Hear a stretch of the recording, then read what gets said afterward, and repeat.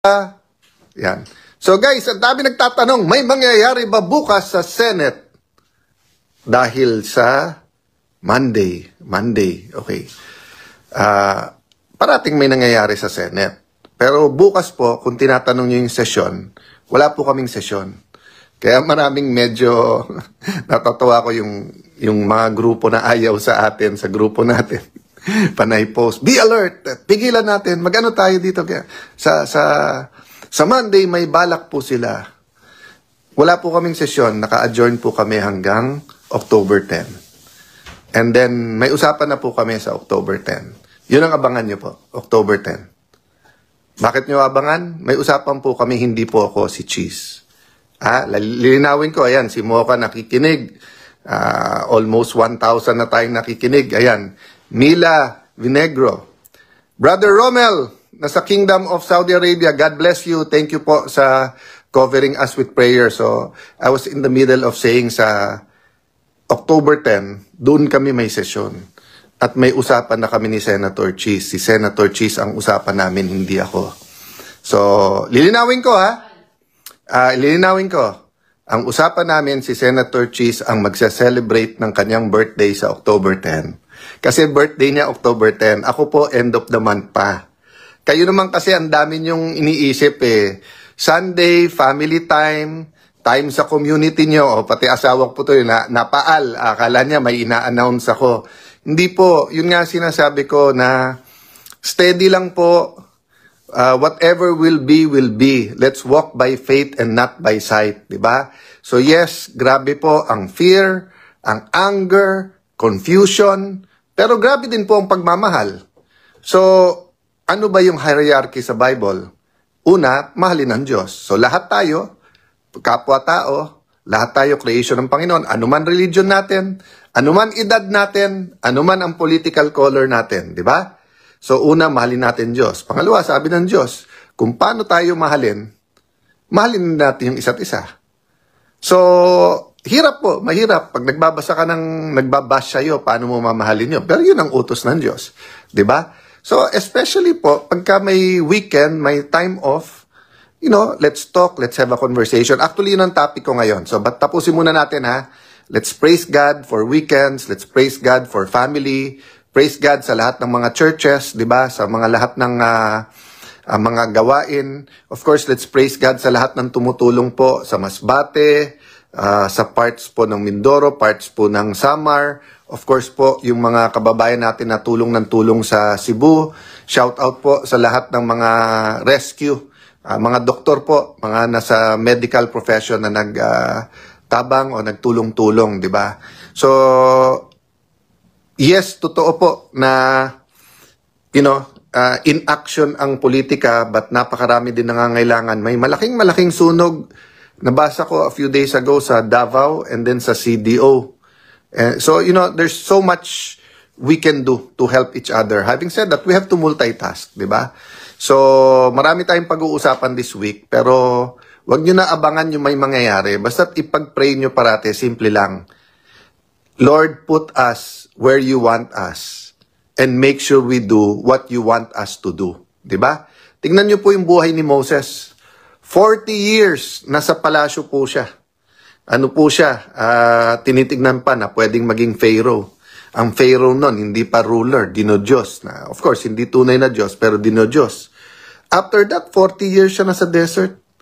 Ma-imagine po yan, 40 years ka na sa palasyo, and then 40 years, tupa ang kausap mo doon sa desert. Pero yung pala, hinahanda siya ng Panginoon.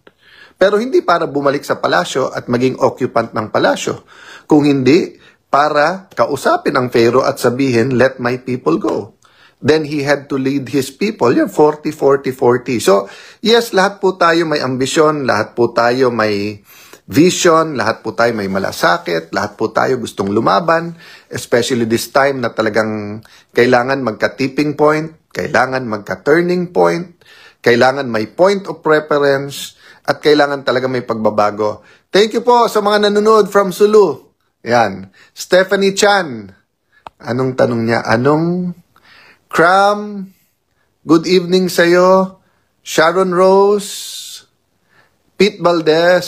Yan. Sorry guys, mabilis mag-scroll. Hindi ko nababasa lahat. Liz Holmes, maayong gabi sa kaninyong tanan. Kamusta po ang mga taga Davao? Ayan.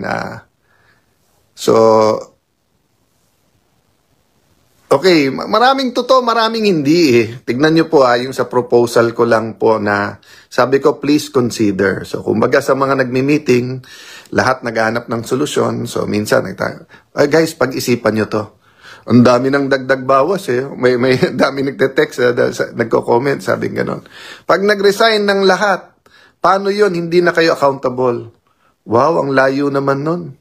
Yung ngayon nga pag nag-attend ng hearing at napagbintangan, sabi may conflict of interest at baka gamitin mo posisyon mo.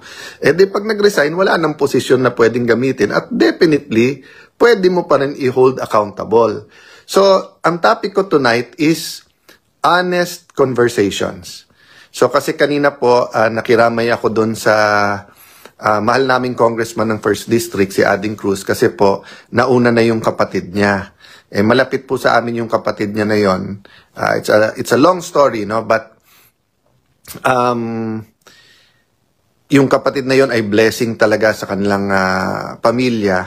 May kapansanan po siya Tapos nung bata yon, sinabi nga na usually hanggang 21 years old lang, pero pag lumampas, so umabot siya ng 60 years old at yun ay talagang very close dun sa mga close sa pamilya na yon. Ako 1984 ko pa sila kilala at yung kapatid niya na yon kahit may kapansanan, pag nakikita, niyayakap ako noon. So kanina, humabol ako dun sa libing, dun sa same garden of memories kung saan yung puntod ng aking ama. Tapos yung aking uncle, so dun sa nakakakilala sa akin na Peter or Alan Peter. Kaya po kami Peter dahil Pedro po lolo ko. Pedro Santiago Cayetano. So ang usapan ng tatay ko at mga kapatid niya, lahat ng firstborn na lalaki sa pamilya ay may Peter or Pedro. That's why may pinsan ako sa US, Peter James. May pinsan ako sa San Francisco, Pedro yon, pero Jojo ang palayaw. Yung uncle ko po, yun ang junior, Peter.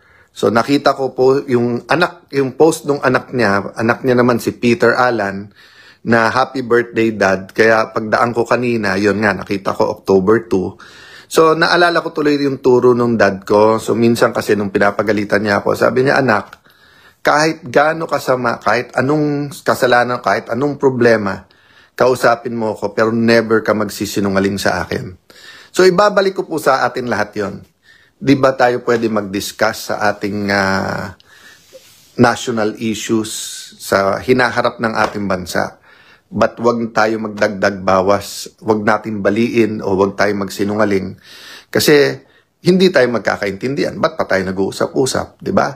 So, katulad dito sa vlog na to, everyone's welcome here. You disagree, you post it, you strongly disagree, no problem.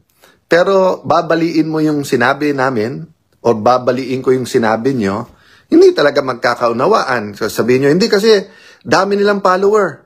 So kailangan nilang yung suporta ng followers nila. Ang ipaglaban natin, katwiran, katotohanan. Hindi yung babaluktutin. So yun, sabi nila. Paano naman magkakaroon ng snap election? Papabayaan ba natin na mag-resign yung mga yan at wala nang pananagutan? Mas madaling ang panagutin ang lahat kapag may clean slate na lahat yung nandyan weren't there the last 3 or 6 years, di ba? So, hindi naman yun yung topic ko ngayon, but yung topic ko nga po, di ba? Whether we talk about religion, whether we talk about biblical principles, or yun nga, conversation lang namin mag-ama. Yung marami po akong prinsipyo, kung ano man basis yan, whether yan ay code of ethics, whether yan ay personal code, whether yan ay military code, whether yan ay ethics ng isang abogado or biblical principles, marami niyan, syempre, sa pagkabata, natutunan ko sa aking ama. At yun yung sinabi niya sa akin, di ba? Never fear going to me. Pero wag ka magsisinungaling sa akin. Huwag ka magsisinungaling. So, yun lang naman po, di ba? Can we not have a conversation na hindi tayo magsisinungaling to each other? So, kaya nga kita nyo po, nung ngayon, yung latest na senador na sinabing may insertion, tapos nilabas na lahat. Kasi nga, halimbawa, yung mga supporters niya, nung sinabi ni Senator Ping, halos lahat, meron, nililabas ka agad. Ito yung wala. Yung kasi sinusuportahan nila yun eh. Hindi nila siguro tinanong kung meron o wala. But ito yung ano. Tapos, lahat ng insertion, lahat ng amendment o lahat ng nilagay, masama. Okay. Nung lumabas, hindi totoo yan. Nung lumabas na meron talagang amenda, ay sandali lang, hindi insertion yan, amendment yan. At hindi naman masama ang amendment, ang masama insertion. Eh nung nalaman pareho lang yon, ang masama yung ghost, o masama yung corruption, pero yung pinaglaban mo na may project, iba na naman yung stand. So yun po sinasabi ko, hindi pwedeng moving target ang truth. Ang totoo para kay Alan ay dapat totoo para kay Maria, totoo para kay Pedro, totoo para kay Ferdinand, totoo para kay Sarah, totoo para sa lahat ng Pilipino, para isa lang basis ng ating pinag-uusapan, di ba? Hindi naman pwede pong pagka dito sa idol ko, ano yan, pwede. Pag dito sa iba, hindi, di ba? So kaya tayo po hindi ang dami po natin kailangan, rewind. Ano po sinabi ko sa inyo sa umpisa ng ating talakayan tungkol dyan sa flood control at corruption? Sabi ko, dahil billion to, trillion nga eh. Billion, tens of billions, hundreds of billions. Guguluhin to. Guguluhin yung usapan. Diba? Yung simple gagawing komplikado. Pakasimple yan eh. Kunin nyo muna yung pinaka-guilty eh. Hiwalay nyo muna sa 1 trillion pesos the last 3 years. Unahin muna natin ano dyan ang ghost at hindi. Simple na naman malaman yung ghost eh. Yung ghost, wala talagang ginawa pero bayad na. Yun lang yun. Diba? Yun yung ghost. Iba yung substandard, iba po yung dinaya, iba yung hindi completed, iba yung nilipat. So lahat yun you can deal with it. Pero pag inuna mo yung pinaka-guilty, madaling masunod yon. Pero kapag ginulo mo, gugulo. At meron po talagang gustong guluhin yan, di ba? So, let me go back to it, di ba? Ano ba mga naging topics natin over the weeks, over the months? Success, i-define natin success. Identity, define natin identity, who we are as a person, di ba? As a community, as a nation. Pinag-usapan po natin stress, pinag-usapan natin rest, di ba? Lahat yan. Pero guys, makakapag-usap ba tayo if we're not going to be truthful with each other? Di ba? So, lalo po kung yung discussion ay national issues, di ba? Ayan, sabi, kahit demonyo at work din po sa exposures. Okay. So, I don't know exactly what, but meron verse yan, and that even the devil can quote the Bible.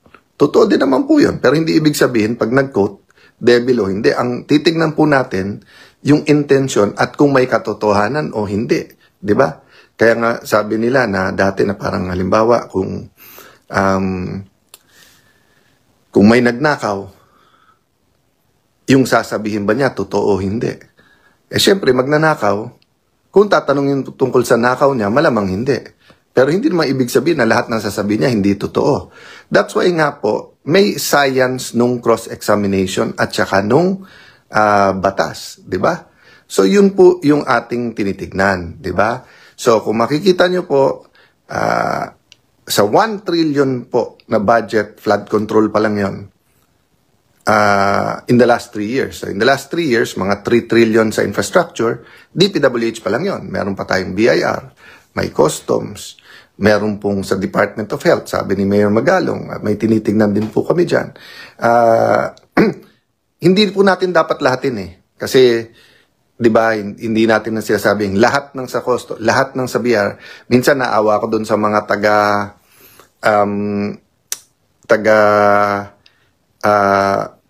yung sa airport, di ba, pagka nandun sa immigration, kasi pag may issue, minsan nalalahat.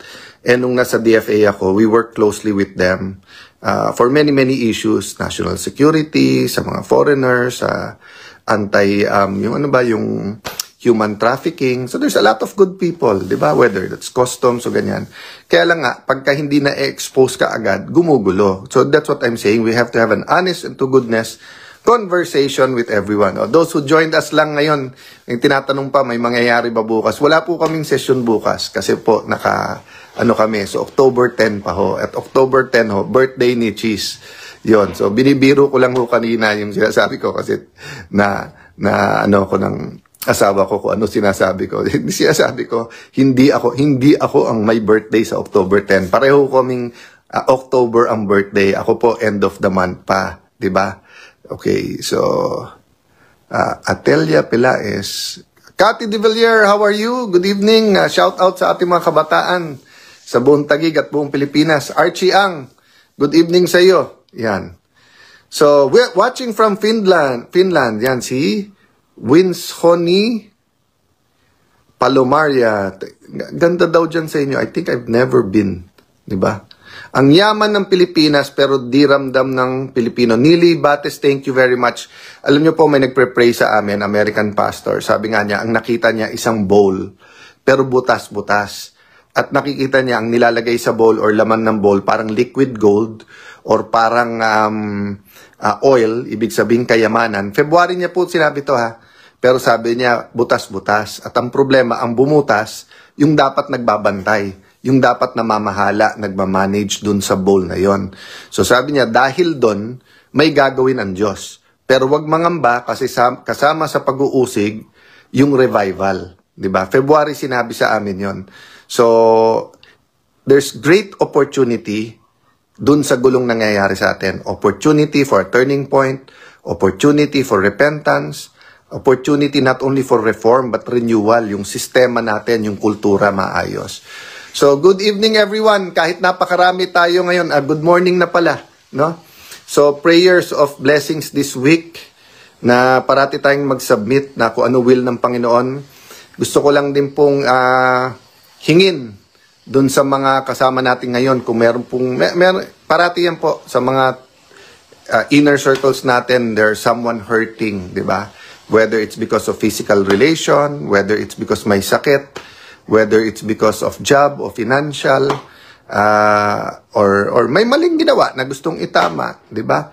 So, pag-pray po natin parati and let's always be a person willing to listen to the other. Siguro dudugtong ko yun, di ba? Sabi ko kanina, we can have a conversation, pero kailangan honest. Kasunod sa honest, kailangan naman hindi iisa lang nagsasalita. Kailangan we listen to each other. Sabi ni Nili Bates, ang yaman pala ng Pinas pero di ramdam ng Pilipino. I agree po, I agree.